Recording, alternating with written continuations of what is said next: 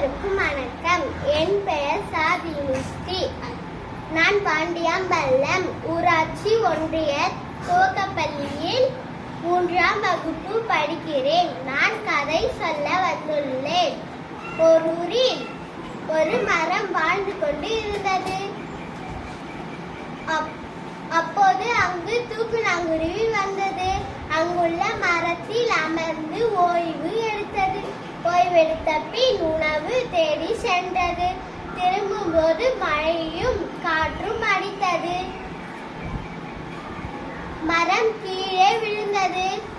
அவ்வழியாக வந்த தூக்குநாங்குருவி அதனை கண்டு, எனக்கு அமர இடம் தந்த மரம் கீழே விழுந்து விட்டதே என்று கூறி அழுதது.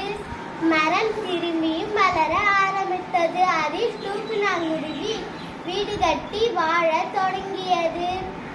மரத்துக்கிட்ட தூக்குநாங்குருவி நன்றி கூறி மகிழ்ந்தது. உனக்கும் நன்றி என்றது மரம்.